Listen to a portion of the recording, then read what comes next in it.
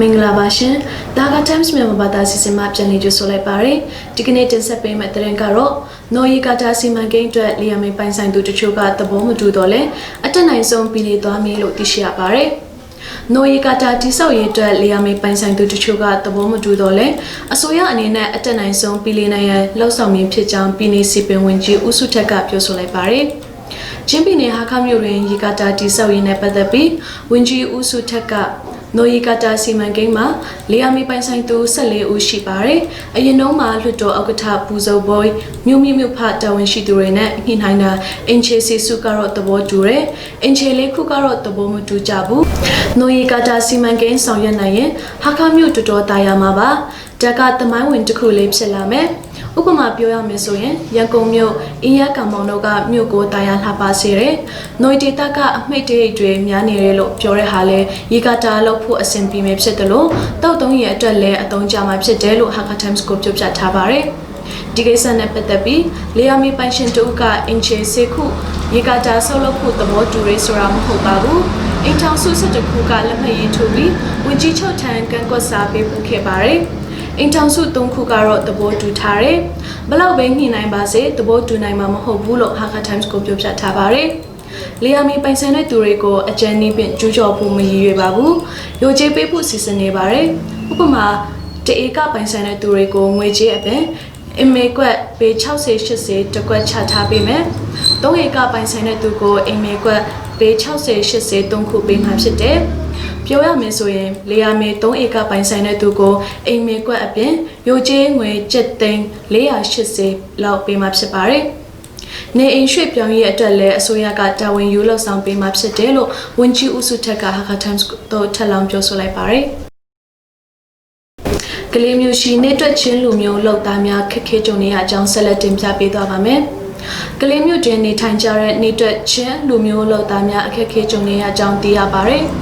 COVID-19 ရောဂါပုံပြန့်နှံ့နေမှုကြောင့်ကလေးမျိုးပေါ်မှာ lockdown ချနေတာဖြစ်တယ်။ဒီဇင်ဘာလ24ရက်နေ့အထိ lockdown ချဖို့ရှိတယ်။အလုပ်သမားတွေမနက်ခင်းတွေမှာပဲအလုပ်လုပ်ခွင့်ရတယ်။အပင်ထွက်ဖို့လည်းကြုံရနေရတယ်။ဘလို့ဖြစ်လာမလဲမသိတော့ဘူး။နေတွက်အလုပ်လုပ်နေတာဖြစ်တယ်။အင်ဟာအဖြစ်နေထိုင်သူတွေအင်ဟာခပေးဖို့လေလိုပါသေးတယ်။နေ့တိုင်းစားဝတ်နေရအတွက်စိတ်ပူနေရတယ်လို့ကလေးမျိုးတွေနေထိုင်သူချင်းမျိုးသားပူလန်မှုက Hakka Times တို့ပြောပြထားပါတယ်။ကလေးမျိုးရက်ကွက်တစ်ခုနဲ့တစ်ခုသွားလာရေးကိုတက်ဆိုင်ရာအုပ်ချုပ်ရေးမှုများမှတားမြစ်ထားပါတယ်။ရက်ကွက်တစ်ခုနဲ့တစ်ခုဝင်ထွက်သွားလာရေးစစ်ဆေးဂိတ်ထားရှိထားပြီး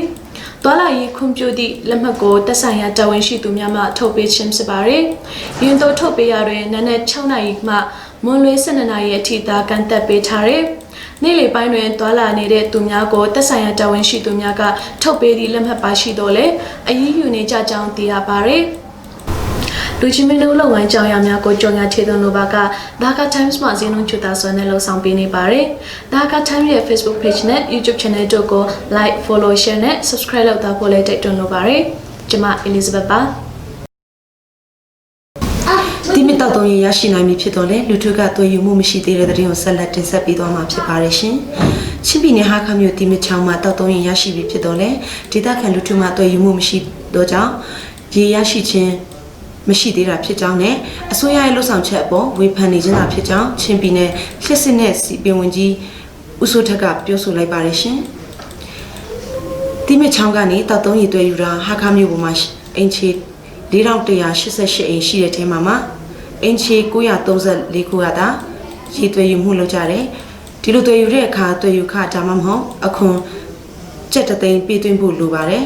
ဒါပြည်ထောင်စုအစိုးရဘတ်ဂျက်ငွေကျပ်73ဘီလီယံကုန်ကျခံပြီးစောက်လုပ်ထားတာဖြစ်တဲ့အတွက်အဲ့ဒီအခွန်ငွေကိုပြည်내အစိုးရအတွက်ပေးသွင်းတာမဟုတ်ဘူးပြည်ထောင်စုအစိုးရကိုပေးသွင်းရတာဖြစ်တယ်ဒီမြစ်တောက်တုံးရမရနိုင်ဘူးလို့ပြည်내အစိုးရကိုမွေဖန်သင့်ဘူးလူထုစီကိုလည်းတောက်တုံးရရရှိတဲ့ကိစ္စထုတ်ပြန်ထားပြီးတွေ့ယူကြပါရေတွေ့ယူပေမဲ့ရေမရရှိနိုင်တာတော့စီပင်ဌာနကတာဝန်ယူလှုပ်ဆောင်ပေးမှာပါလို့စီပင်ဝင်ကြီးဦးစိုးထက်က Hakka Times ကိုပြောပြခဲ့ပါတယ်တိမြချောင်းတောက်တုံးရစီမံကိန်းကို KMD ကုမ္ပဏီနဲ့မိုးကုတ်ရွှေကုမ္ပဏီများကစောင့်လုပ်ခဲ့ပြီး KMD ကုမ္ပဏီနဲ့ပြည်내အစိုးရကြား2016-18ခုနှစ်ဘဏ္ဍာနှစ်အတွက်2019ခုနှစ်မတ်လတွင်အပြီးဆောင်ရွက်ရန်2016ခုနှစ်ဒီဇင်ဘာလတွင်စာချုပ်ချုပ်ဆိုခဲ့တော့လေလုပ်ငန်းအပြီးစီးမဆောင်ရွက်နိုင်သောကြောင့်နောက်ထပ်2019ခုနှစ်နှစ်အထိ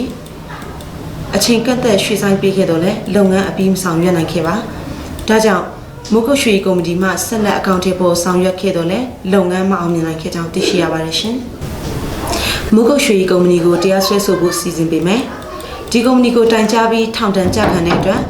ဒဏ်ငွေပေးစီတာဖြစ်ပြီးဘလို့မှပြစ်ဒဏ်ပေးဖို့မဖြစ်နိုင်တဲ့အခြေအနေဖြစ်လာတယ်အခုတော့ကျွန်တော်တို့စီပင်ဌာနကနေတာဝန်ယူလှုပ်ဆောင်ပေးနေတော့ရည်သွယ်ယူလို့ရပြီရည်သွယ်ယူမှုမရှိတာကြောင့်ရေရရှိခြင်းမရှိတာဖြစ်တယ်လို့ဦးစိုးထက်ကထပ်လောင်းပြောဆိုခဲ့ပါတယ်ဟာခမြို့ပေါ်တွင်2016ခုနှစ်အထိလူဦးရေ18000ခန့်နေထိုင်ခဲ့ရမှာယခုတွင်3100ခန့်ရှိနေပြီဖြစ်ကြောင်းလက်ရှိတွင်တိမြစ်ချောင်းမှတောက်သုံးရေပေးဝင်မှုလှုပ်ဆောင်နိုင်နေပြီဖြစ်တော့လေဒေသခံလူထုမှရေသွယ်ယူမှုအိမ်ထောင်စုနှဲပါနေသေးတာကြောင့်တောက်သုံးရေမရရှိနိုင်သေးတာဖြစ်တယ်လို့ဝန်ကြီးဦးစိုးထက်ထပ်မှသိရှိရပါတယ်ရှင်ဟာခမြို့တွင်မောင်တောင်ကြီးရွာသားတို့ကျိုးစိတ်ချတည်ဆုံးတဲ့တရင်ကိုဆက်လက်တင်ဆက်ပေးသွားမှာဖြစ်ပါတယ်ရှင်ဒီဇင်ဘာလ15ရက်နေ့မနက်9:00နာရီခန့်တွင်ချင်းပြည်နယ်ထန်တလန်မြို့မောင်တောင်ကြီးရွာသားဟာခမြို့တွင်နေထိုင်သူဘူဆောင်ထလျန်သည်ဟာခမြို့ပြည်သူ့စေယုံအနီးတွင်ကျိုးစိတ်ချတည်ဆုံးခဲ့ကြောင်းသိရှိရပါတယ်ရှင်အသက်32နှစ်သားရှိသေးတဲ့တည်ဆုံးသူဟာမိသားစုနဲ့အတူဟာခမြို့အော်တိုကွက်တစ်မှာနေထိုင်သူဖြစ်တယ်လို့ Health Concern Volunteer Group တာဝန်ရှိသူပူချန်ထရမ်ကဟာခထားမှုပြောပြခဲ့ပါတယ်ရှင်ဟာကထားမှုကြည့်ရှုအားပေးနေတဲ့ပရိသတ်ကြီးများရှင်ကျမတို့ရဲ့အစီအစဉ်ကိုဒီတင်ရနာခွင့်ပြုပါရှင်ကိုစိတ်နှပြချမ်းမှရှင်လန်းကြပါစေရှင်ကျမအက်စတာပါ